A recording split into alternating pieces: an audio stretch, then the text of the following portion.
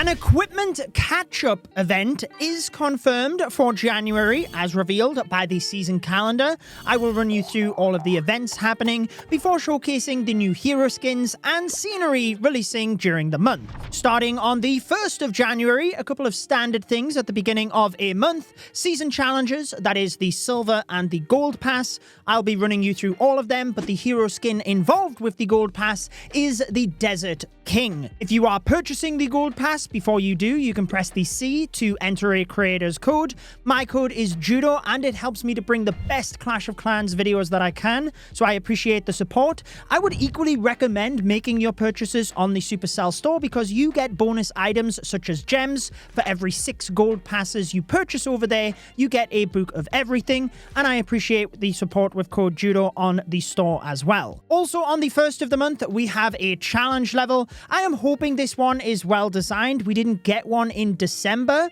but I had mentioned for some of the previous ones, I really didn't like the designs. I thought they were very random, didn't teach you anything, so I'm looking forward to breaking down that challenge for you. Obviously, I bring those videos on my main channel, but also on the 1st of the month, we have CWL, pretty standard stuff. On the 6th of January, there are trader specials. No information on that at the moment, but presumably it is either free items, discounted items, or different items. I guess time will tell. However, on the 9th of January, there is the Equipment Blast event. What we are being told, and I quote, is this is a big medal event with a free scenery where players will have the chance to catch up on hero equipment. Double thumbs up on that one for me, but I will break it down for you as a sneak peek video prior to that starting. However, from there, we have the clan games. In December, we had the 10,000 points increase, which I made a video about discussing how this must be some kind of test, since they have said they are looking to improve clan games. So I guess we'll see whether there are any changes with this one specifically. And right at the end of the month, we do have another treasure hunt event, which is always great to get some extra rewards. But what about the hero skins and then the scenery coming in January? As I mentioned earlier, the gold pass skin, which is available on the 1st of the month, is the Desert King, looking extremely serious on the selection screen, showing off with the sword. And aesthetically, I think the skins look great this month.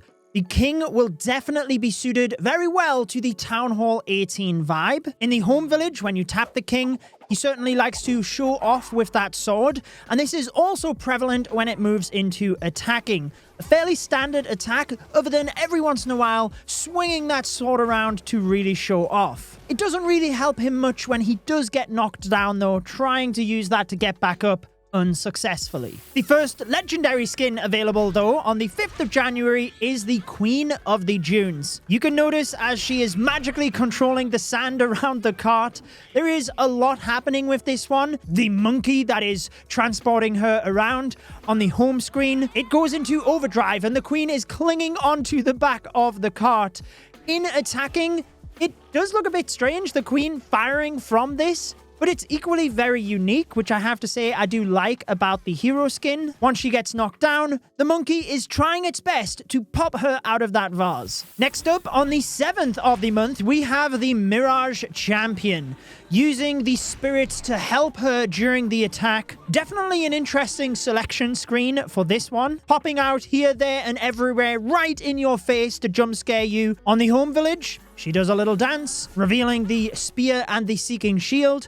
Moving into attacking, it is the spirits that are attacking for you using the spear. The seeking shield does have its custom look, but that's basically it. No special animations with it. However, again, I think a lot of the hero skins throughout this month kind of match the Town Hall 18 cosmic vibe, or at least the color scheme of them anyways. During your attack, if the Royal Champion goes down, those spirits will be wrapped around her as she's screaming for the knockdown animation. The final legendary skin available is on the 11th of January, the Genie Prince from the Magic Lamp. Is this collaboration month? It certainly looks brilliant. I think they did a really good job on this one. In the home village, practicing magic. Moving in towards attacking, I think the attack animation looks really slick. The blue and orange flame as the Minion Prince is attacking. It does look a little bit weird as he's moving around the base. The lantern following him. But either way, I think the flames involved with the Genie Prince, especially as he's attacking, look really clean. Once he's knocked down, he's basically trying his best to crawl out of that magical lantern, constantly pulling him back. Remember I had mentioned the medal event on the 9th of the month? The next hero skin for the Grand Warden will be available in there. However, after the event ends, you will still be able to purchase this from the shop. However, the Grand Sorcerer, in true Grand Warden fashion, uses magic to its best ability, utilizing the carpet as well to get around. On the village itself, he basically goes for a bit of a ride, but when you are attacking, if you're on ground mode, he will shimmy the carpet along the floor. In air mode, clearly it's a flying carpet, so that is how he gets around. And although he has the little ice spirit on his staff, he's channeling energy to those buildings in order to attack. If the Grand Warden does go down though, when set to ground mode, he's basically just sitting, screaming next to the carpet. But on air mode, I think this looks so good, clinging onto that carpet for dear life. I do have to say that all of the different animations that have been added to the hero skins recently, whether it's the selection screens, the attack animations, these knockdown animations, they really have been doing a good job with. Finally, we move on to the scenery, which releases on the 3rd of January. This is the Desert Nights scenery. It is an XL one. That's what we've been seeing in previous months. Personally, I like that because even though it's a couple of dollars more, you get to zoom out, and I think it really allows you to have more variety in your base than some of the standard ones where you didn't get to appreciate that. I do hope we see some standard sceneries coming back for people that don't want to pay that extra money. We were teased, as you saw earlier, that we're getting a free scenery as part of that medal event. So that's great. Maybe we can get standard sceneries for free. This becomes more of the norm.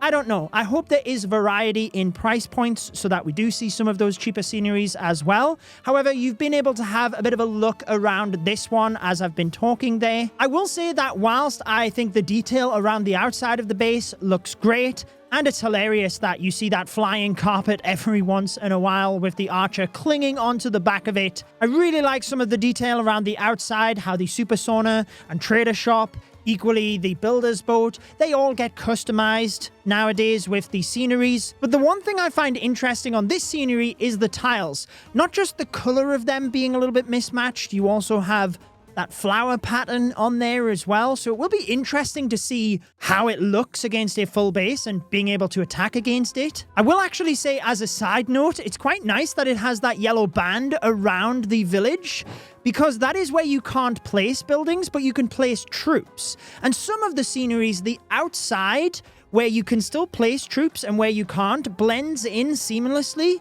And it can be a little bit annoying to know the boundary of where you can place your troops. On this one, it is clearly very visible. So as an example, if you're doing a warden walk and you're checking the range of buildings, you want to deploy your warden right to the edge to outrange some of those, but it's not always easy to see where exactly that absolute maximum point of deployment is if the scenery is blended seamlessly. This one certainly makes that aspect a little bit easier, so pros and cons when it comes to attacking, I guess. That is the skins and scenery coming this month though. Again, thank you for the support with code Judo before any purchases, and I will place a recommended video on your screen. YouTube thinks you will like that one. Enjoy the rest of your day.